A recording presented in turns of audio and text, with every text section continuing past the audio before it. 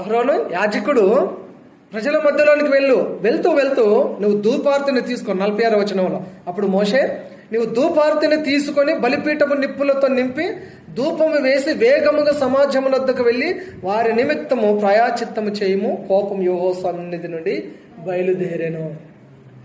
మోషే దేవుని ఎదుట సాగిలపడి ఆయన ప్రార్థన చేస్తూనే ఉన్నాడు.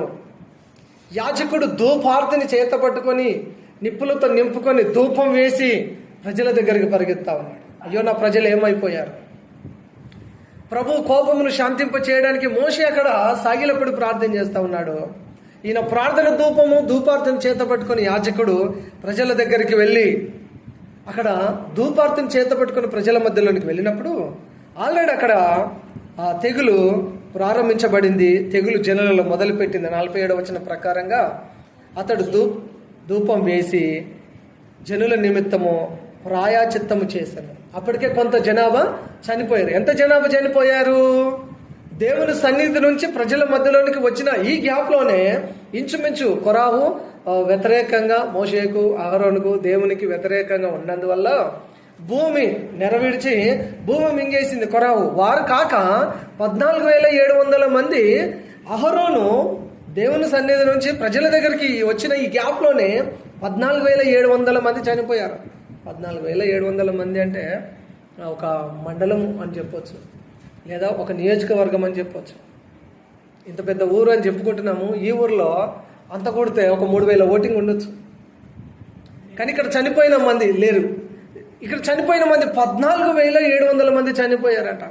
అంటే ఇంచుమించు ఒక నియోజకవర్గం అయి ఉండాలి, లేదా ఒక మండలము అయి ఉండాలి. అంత పెద్ద పట్టణము, అంత పెద్ద పట్టణానికి సరిపడంత పబ్లిక్ చనిపోయారు. కారణం ఏంటంటే ప్రజలు చేసిన తప్పిదం, ప్రజలు చేసిన సనుగులు, ప్రజలు దేవునికి వ్యతిరేకంగా నిలబడడం, దైవజనునికి యాజకునికి వ్యతిరేకంగా నిలబడడం, దేవుని కార్యాలు మర్చిపోయేవారిగా ఉండడము.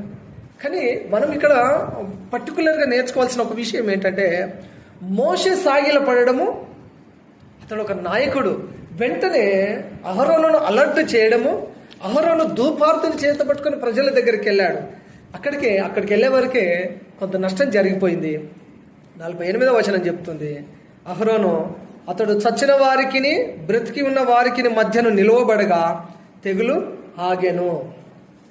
ఒక ప్రార్థన పరుడు ధూపార్తిని చేత పట్టుకొని చచ్చిన వారికి బ్రతికిన వారికి మధ్యలో నిలిచినప్పుడు దేవుని కోపం ఆగింది, దేవుని తెగులు ఆగింది.